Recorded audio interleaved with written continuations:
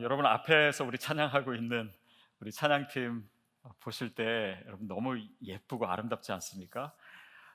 근데 보면서 제가 한 가지 생각한 건 뭐냐면 우리가 찬양할 때도요 단계가 있는 것 같아요. 처음에는 입술로 찬양합니다.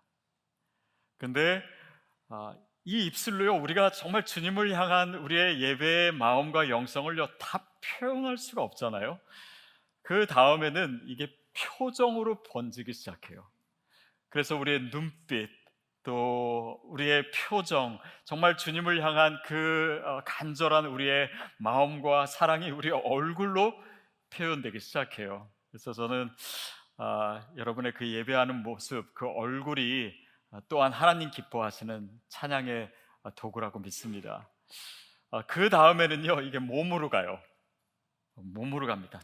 손을 들고 박수를 치고 춤을 추고, 저는 사실은 정말 춤을 추고 싶은데 제가 춤을 못 배워가지고 그게 잘 안 돼요. 그래서 그냥 이렇게 손만 들고 하는데, 여러분 중에는 갈고 닦은 실력이 많은 분들이 계시지 않을까 싶어요. 근데 여러분 그것까지도 하나님을 찬양하는데 쓸 수 있습니다. 그래서 우리의 온 마음과 정성과 얼굴과 입술과 목소리와 우리의 전부를 다해서 주님을 찬양하는 거예요. 어떤 아프리카에서 온 사람이 그런 얘기 했다고 하더라고요. 그 한국 사람한테 우리는 조금 말하자면 표현이 좀 많지 않잖아요. 당신들은 목 위로만 찬양하지만 우리는 몸 전체로 찬양합니다. 근데 뭐 문화적으로 그것이 뭐 좋다 나쁘다를 떠나서 사실 우리가 할 수 있는 모든 것으로 찬양하는 것이 더 좋지 않겠습니까? 성경에 나오는 이 예배하다라고 하는 단어를 보면 히브리어나 헬라어나 모두 다 엎드리다라고 하는 의미를 가지고 있어요. 그 말은 성경은 우리의 예배를 몸을 활용해서 이 몸으로 드리는 예배로 규정하고 있다라는 사실입니다. 어떤 분 중에 나는 장로교에서 자랐으니까 나는 엄숙하고 막 이렇게 박수치고 이런 거 익숙하지 않습니다. 물론 그럴 수 있습니다. 근데 여러분 장로교 신학, 그러니까 Reformed Theology의 가장 핵심적인 키워드가 뭐냐면 하나님의 주권이에요. 그 말은 뭐냐면 하나님이 세상을 창조하시고 또 그분이 우리의 몸을 창조하셨습니다. 그러니까 그분의 주권이 우리의 몸 가운데도 임하기 때문에 그분이 만드신 그분의 영역에서는 그분을 향한 예배가 이루어져야 돼요. 그래서 우리의 몸도 하나님의 예배의 도구인 줄 믿습니다. 근데 몸뿐만이 아니에요. 우리의 삶 전체입니다. 그래서 이 개혁주의 신학에서는 하나님의 영역, 그러니까 하나님이 창조하신 모든 영역에서 하나님이 주권을 가지시고 하나님의 예배를 받으신다라고 하는 이 가르침이 사실은 우리가 가지고 있는 이 신앙에서 너무나 중요하고 강조돼야 돼요. 그러다 보면 우리의 사회도 경제나 정치나 예술이나 사회나 이 모든 분야에서 하나님이 예배받기를 원하세요. 저는 온라인에서도 하나님이 예배받기를 원하신다라고 확실히 믿습니다. 유튜브에서도 하나님 영광받기를 원하세요. 또 뭐 인스타그램이나 페이스북이나 뭐 NFT나 아니면 메타버스에서도 하나님 영광 받아 주실 줄 믿습니다. 그러니까 우리가 하는 모든 활동에서 하나님의 이름을 높이는 거예요. 그것이 예배입니다. 그것이 하나님이 기뻐하시는 예배예요. 그래서 오늘도 우리가 예배에 대한 이야기를 나눌 텐데요, 오늘 본문 말씀 1절 2절을 다시 한번 같이 읽겠습니다. 시작. 아브라함이 애굽에서 그의 아내와 모든 소유와 롯과 함께 네겝으로 올라가니 아브라함에게 가축과 은과 금이 풍부하였더라. 아브라함이 지금 애굽에서 나왔는데 뭐 은과 금과 가축이 풍부했다, 이 표현은 사실 그 전장의 이야기를 기억해야지 우리가 이해할 수 있습니다. 12장에 보면은 아브라함과 뭐 사라가 이제 가나안 땅에 정착을 하는데요, 그 땅에 기근이 듭니다. 감염이 오니까는 하나님의 약속대로면 내가 이곳에 있어야 되는데 아브라함은 그것을 믿지 못하고 어디로 갑니까? 애굽으로 가요. 애굽으로 가서 이제 애굽 사람들을 이렇게 많이 만났는데 보니까 아내 사라가 너무 예쁘니까 애굽 사람들이 자기 아내라고 하면은 아브라함을 죽이고 사례를 빼앗아 갈까봐 누이라고 속이지요. 근데 너무 정말 예뻤나 봐요. 그러니까 애굽 왕까지, 바로 왕까지 알게 돼서 그 여인을 궁으로 들이고 아내로 취하려고 합니다. 바로 그때 하나님께서 이 애굽 땅과 바로와 그 가족에게 큰 재앙을 내리셨다, 이렇게 나와 있어요. 그러니까 그것을 보고 두려워서 다시 아브라함과 사라를 궁으로 데려오고 이렇게 물어보니까 이제 아내라고 하는 게 드러난 거예요. 그래서 네가 어떻게 나한테 거짓말을 해가지고 나로 하여금 이 화를 입게 하느냐, 그러면서 아브라함을 축복해서 가축과 은과 금을 잔뜩 줘서 내보냈다, 이런 이야기가 있습니다. 자, 이런 일이 있고 아브라함이 다시 애굽에서 나와서 네게브 지역으로, 그리고 이제 가나안 땅으로 돌아가는 과정에 베델과 아이 사이에서 제단을 쌓았다라고 하는 내용이 나와 있습니다. 자, 근데 여기서 왜 이곳에서 제단을 쌓았다라고 하는 것이 언급되고 있냐면 그것 자체가 굉장히 중요한 의미이기 때문이에요. 우리 3절, 4절을 읽겠습니다. 시작. 그가 내게 길을 떠나 베델에 이르며 베델과 아이 사이 곧 전에 장막 쳤던 곳에 이르니 그가 처음으로 제단을 쌓은 곳이라. 그가 거기서 여호와의 이름을 불렀더라. 베델과 아이 사이는요, 전에 아브라함과 사라가 가나안 땅으로 가는 가운데 제사를 드렸던 곳이에요. 예배했던 곳입니다. 근데 그곳에 다시 와서 예배를 드렸다라고 표현하고 있어요. 자, 12장 8절에 보면은 바로 그 내용이 나와 있어요. 먼저 처음에 예배드린 내용이죠. 같이 읽겠습니다. 거기서 베델 동쪽 산으로 옮겨 장막을 치니 서쪽은 베델이요 동쪽은 아이라. 그가 그곳에서 여호와께 제단을 쌓고 여호와의 이름을 부르더니. 자, 왜 본문 말씀은 굳이 이 베델과 아이 사이에서 아브라함이 제사 드리는 것을 반복해서, 그리고 그것도 처음 드린 곳에서 지금 다시 드린 것이다 라고 하는 것을 강조할까요? 아마도 아브라함이 첫 번째 드렸던 예배와 지금 이 애굽에서 하나님의 역사를 경험하고 드린 예배는 분명히 달랐을 것이다, 이것을 암시하는 것이 아닐까 싶습니다. 이전에는 그냥 새로운 곳에 왔으니까 또 막연한 두려움 가운데서 예배를 드렸을 거예요. 근데 지금은 어떻습니까? 하나님께서 그의 삶에 행하셨던, 내가 기대하지 못했던, 아니 어떻게 보면은 하나님의 약속을 믿지도 못하고 그래서 애굽에 갔고, 그리고 자기 살고자 아내도 그냥 누이라고 속이고 남편으로서 사실 그렇게 자랑스럽지 못한 그런 상황 속에서 하나님은 오히려 아브라함에게 엄청난 은혜를 주신 거잖아요. 그러니까 그 하나님의 은혜를 경험한 그 감격을 가지고 전해드렸던 예배와는 사뭇 다른 예배를, 더 열정적인 예배를, 더 기쁜 예배를, 더 감사하는 예배를 아브라함은 드렸을 거예요. 예배가 달라진 것입니다. 저는 저와 여러분의 예배가 그렇게 삶으로 인해서 달라지게 되기를 바랍니다. 그게 오늘 사실 본문이 얘기하는 것이에요.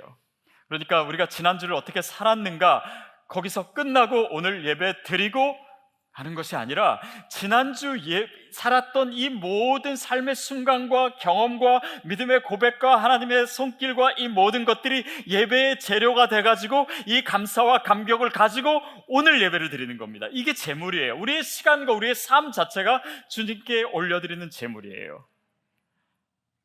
그러니까 그것을 우리가 표현하는 것입니다. 더 큰 목소리로, 더 큰 찬양으로, 더 큰 감격으로. 어떤 분은 교회에 와서 또 섬기는 것을 통해서 그 감사를 표현하기도 하고, 어떤 분은 감사헌금도 하기도 하고, 이게 다 말하자면 우리의 삶에서 주님께 예배하는 것이 나온 것이고 그것을 표현한 것입니다. 어떤 분은 헌금할 때요, 죄를 지으면 헌금을 해요.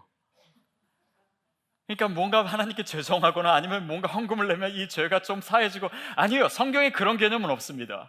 그러나 우리가 감사하고 감격하고 하나님의 행하시는 일을 표현하는 이 모든 것이 예배예요. 그래서 예배가 이어지는 것입니다. 자, 그렇게 해서 그 경험이 예배로 이어졌죠. 오늘 베델과 아이 사이에서. 그리고 그 다음 내용이 중요합니다.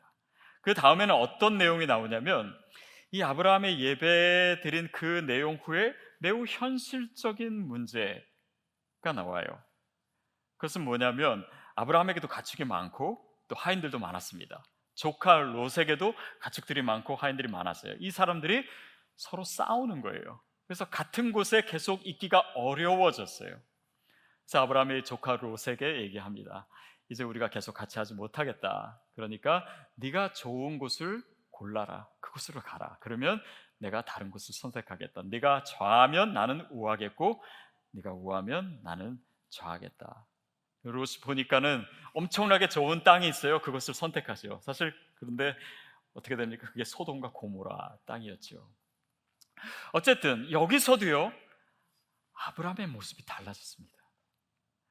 그러니까 하나님을 신뢰하지 못하고 애굽으로 갔던 그런 아브라함, 그리고 자기 신변을 위해서 거짓말을 하고 또 아내를 제대로 지켜주지 못했던 아브라함의 모습이 이제는 좀 더 믿음의 사람으로 갖춰진 증거들이 나타나기 시작해요. 조카에게 권리를 양보하기도 하고, 어떻게 보면 아브라함에게 우선권이 있지 않았을까도 싶은데, 그리고 더 믿음의 사람이 되어가는 모습을 취하고 있습니다. 그러니까 아브라함이 드렸던 이 예배가, 그 경험이 예배에 영향을 미치고 그 드렸던 예배가 다시 그의 삶에 영향을 미치는 거예요. 그러니까 우리가 이 흐름을 아는 것이 중요합니다. 저희 교회 사모님 중에 미술을 가르치시는 분이 있어요. 근데 아이들 미술을 가르치시는데 가르치는 아이들 중에 하나의 이름이 권혁빈이래요. 근데 더럽게 말을 안 듣는데요.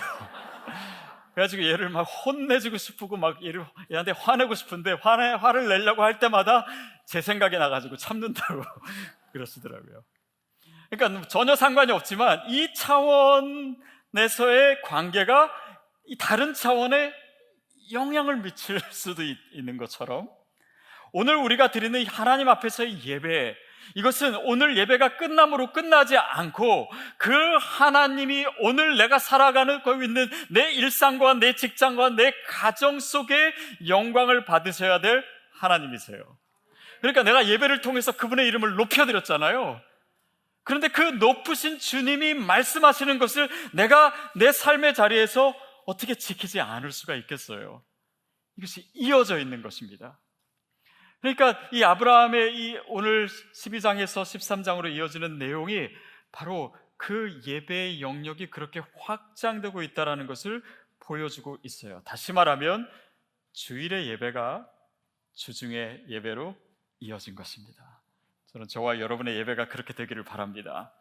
이것을 또 우리 예배에 대해서, 특별히 사도 바울이 영적인 예배에 대해서 가르쳐주는 로마서 12장 1절 2절에서도 얘기하고 있어요. 우리 같이 읽겠습니다. 시작. 그러므로 형제들아, 내가 하나님의 모든 자비하심으로 너희를 권하노니 너희 몸을 하나님이 기뻐하시는 거룩한 산 제물로 드리라. 이는 너희가 드릴 영적 예배니라. 너희는 이 세대를 본받지 말고 오직 마음을 새롭게 함으로 변화를 받아 선하시고 기뻐하시고 온전하신 뜻이 무엇인지 분별하도록 하라. 너희가 드릴 영적인 예배에 대해서 1절에서 언급한 다음에 2절에서 너희가 이 세대를 본받지 마라. 그러니까 다른 사람, 예수를 알지 못하고 예배하지 않는 사람의 삶과 너의 삶이 다를 수가 없다. 오직 마음을 새롭게 함으로 변화를 받으라고, 그 변화를 요청하고 있습니다. 그러니까 우리에게 예배를 원하시는 그 하나님께서 우리의 삶의 연장선에서의 진짜 예배를 중요하게 생각하시는 대목입니다. 그래서 우리가 예배는 열심히 드릴 수 있어요. 근데 내 삶에 변화가 없다? 그러면 어쩌면 이거는 하나님이 기뻐하시는 예배가 아니라 사탄이 기뻐하는 예배가 될 수 있습니다. 그래, 너희는 예배 드려라. 그리고 너희가 예배를 드리면 드릴수록 너의 삶과의 거리는 더 멀어지고 너희는 더 위선적이 될 수 있다. 이렇게 얘기할 수 있어요. 그러니까 우리가 오늘 예배를 드리고 또 더 크게 찬양하고 눈물로 기도하고, 그게 끝이 아닙니다. 그게 다가 아니에요. 오히려 그렇게 하고 삶이 변화되지 않으면 우리가 영적으로 더욱더 피폐해질 수도 있습니다. 저는 우리 성도님들께 그런 말씀 드리고 싶어요. 우리가 최선의 예배를 시작한 다음에요, 진짜 우리 예배가 더 달라졌어요. 여러분도 그거 느끼지 않습니까? 현장에도 훨씬 더 많은 분들이 나오기 시작하셨고, 여러분의 찬송 소리도 더 커지고, 더 기도도 더 뜨거워지고.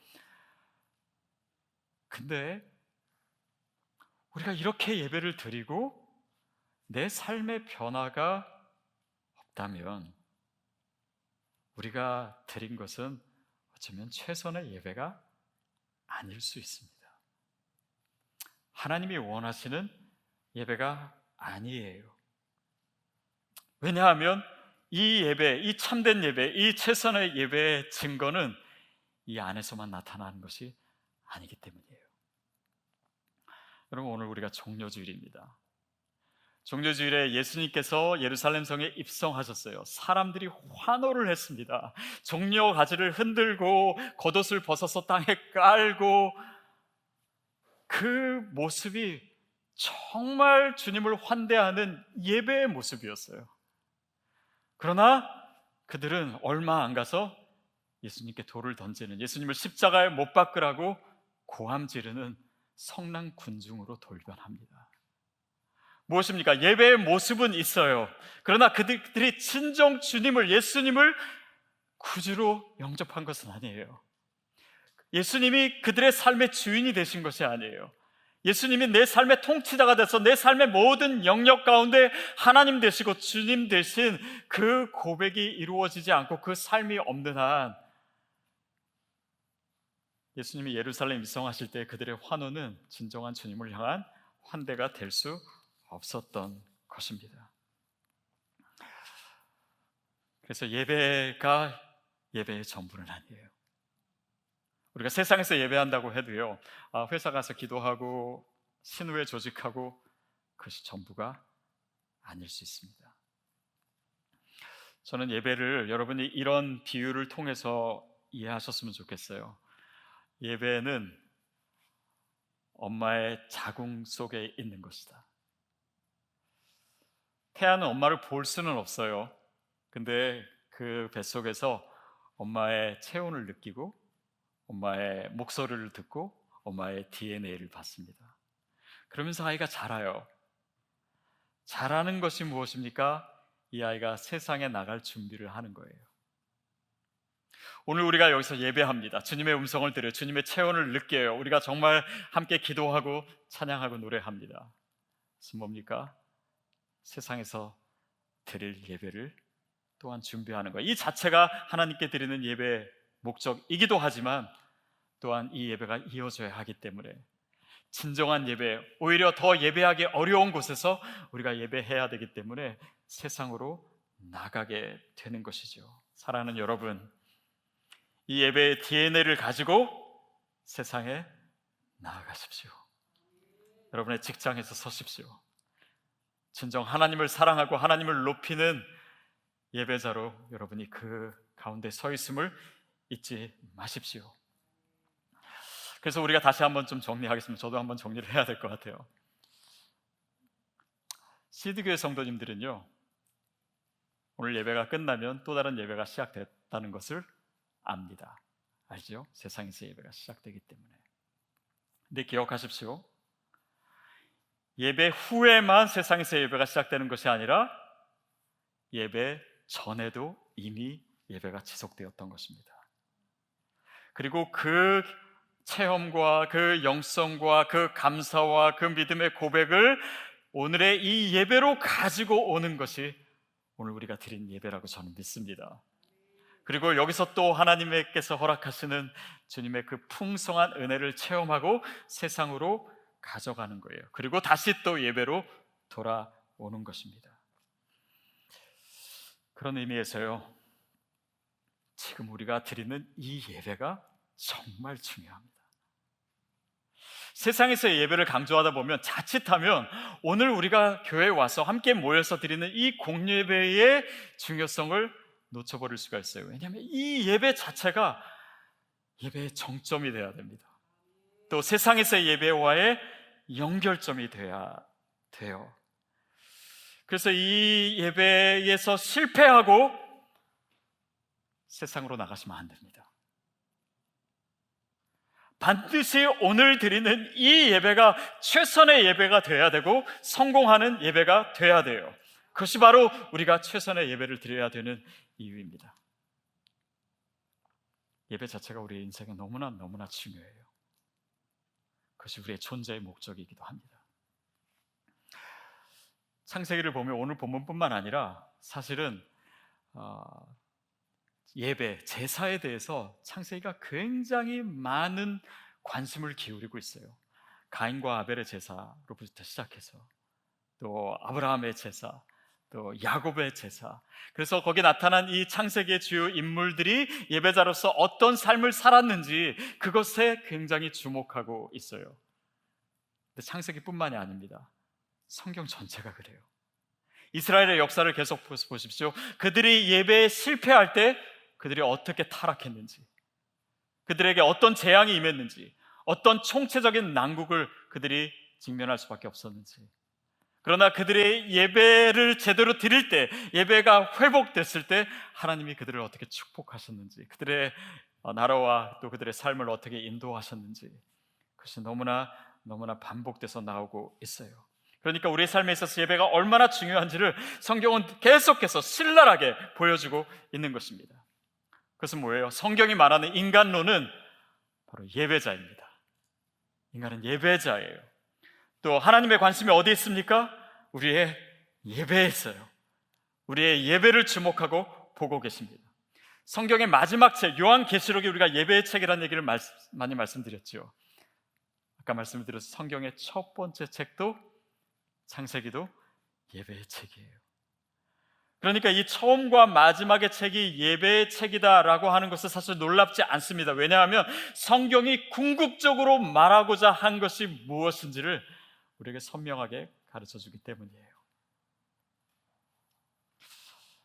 한 기독교 저자가 그 글에서 이런 얘기를 합니다. 기독교 역사에 있어서 가장 중요한 도시가 두 도시다.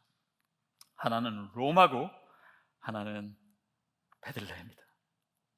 로마는 화려하고 강한 도시입니다. 그리고 로마에서 기독교를 공인했을 때 전 세계 역사가 바뀌게 되잖아요. 그러니까 로마가 사실 너무나 중요하지요. 그러나 그 로마를 바꾸게 한 그 핵심에 예수 그리스도가 계셨고 그 예수 그리스도가 태어나신 곳이 베들레헴이고, 베들레헴은 어떤 곳입니까? 소박하지만은 목자들과 동방 박사들이 주님을 처음으로 경배했던 그 경배의 도시가 베들레헴이다. 그래서 뭐라고 하냐면 로마의 운명은 베들레헴에서 결정됐다. 로마의 운명은, 아니 더 나아가서 이 인류의 역사의 운명은 경배의 도시, 예배의 자리 베들레헴에서 결정됐다. 여러분, 예배가 우리의 삶에 있어서 핵심이라고 하는 것을 깨닫는 것이야말로 우리가 계속해서 가져온 최선의 예배의 결론입니다. 그러니까 오늘 우리의 삶의 문제, 삶의 위기를 보십시오. 그러나 그것이 겉으로는 그럴지라도 실상은 예배의 위기일 수 있어요. 어쩌면 내 삶에 닥쳐온 위기도 예배의 위기일 수 있습니다. 그런데 만약에 내가 예배에서 성공하고 있는데도 불구하고 위기가 있다면 그 위기는 결국 하나님의 이름이 훨씬 더 크게 높여질 축복의 과정이라고 저는 믿습니다. 하나님께서 저와 여러분을 다시 예배자로 부르십니다. 오늘 우리가 주님께 예배를 드렸고 우리가 정말 주님 앞에 최선으로 예배할 때 이 영적인 공기가 내 삶으로, 세상으로 유입됩니다. 그리고 거기서 또 우리는 예배자로 살아요. 그리고 내가 경험한 하나님에 대한 체험과 믿음의 고백이 그 다음의 예배로 또 유입됩니다. 그 거룩하고 아름다운 순환의 한가운데 저와 여러분이 있게 되기를 바랍니다. 그래서 우리가 진정으로 최선의 예배자 되기를 오늘 이 예배에서 우리 모든 삶에서 주님의 이름이 높아지기를 주님의 이름으로 축복합니다.